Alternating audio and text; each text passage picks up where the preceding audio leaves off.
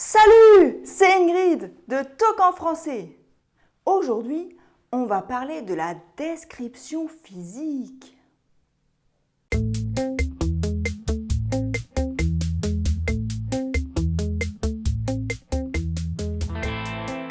On va commencer par un point de culture française. Ensuite, on suivra la conversation de deux Français qui parlent de description physique. Et enfin, on verra ensemble tout ce qu'on peut dire pour se décrire physiquement. Et on expliquera les expressions utilisées dans le dialogue. T'es prêt? C'est parti!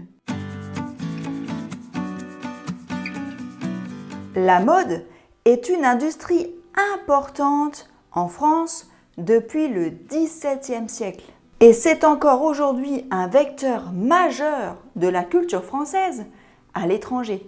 Actuellement, Paris est considéré comme la capitale mondiale de la mode et accueille les sièges de maisons de mode de premier plan.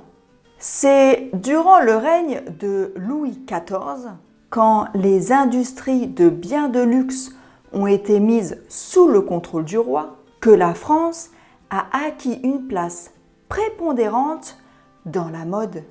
La cour royale française s'est alors progressivement érigée en arbitre du goût et du style en Europe au XVIIIe siècle. L'expression haute couture est originaire de Paris et date des années 1860. C'est un nom protégé par la loi qui garantit certaines normes de qualité. Actuellement, l'industrie de la parfumerie française est leader mondial dans son secteur. Allez, assez pour aujourd'hui. Allons suivre la conversation de deux Français qui parlent de description physique. Hé, je m'attendais pas à te voir à l'aéroport. T'attends quelqu'un? Ouais, je suis trop contente. Il y a ma tante d'Australie qui vient pour la première fois en France. Je l'ai encore jamais vue.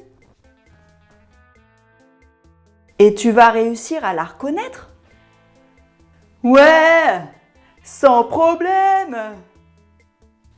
Ah bon? T'as une photo? Non, pas la peine.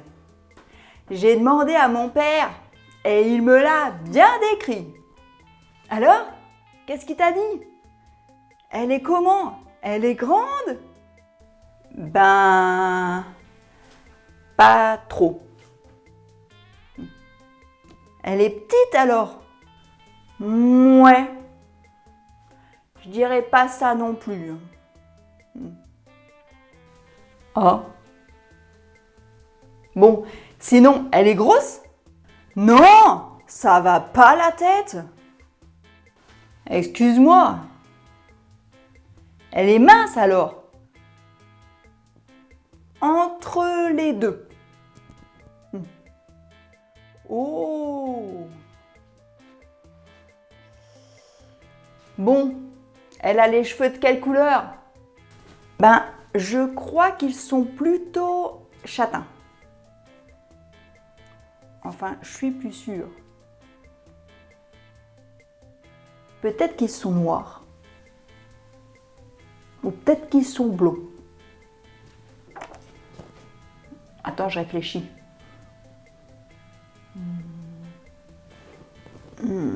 Ouais! Enfin, peut-être qu'elle a les cheveux gris maintenant. Ah ouais! T'es pas bête, toi! C'est pas gagné, hein. Au fait, elle s'appelle comment ta tante? Zut! Je me disais bien que j'avais oublié quelque chose. C'est pas vrai. Alors, je sais pas si t'as réussi à tout comprendre dans la conversation entre Camille et Elsa. Parce qu'il y avait des termes un peu bizarres. On va y revenir dans un moment. Mais avant, de quoi peut-on parler pour décrire quelqu'un physiquement en français? On peut parler de la taille. Il est grand. Il est petit. Il est costaud. Il est trapu. On peut parler de la masse. Il est mince. Il est gros. Il est corpulent. Il est obèse. On peut parler de l'âge. Il est jeune.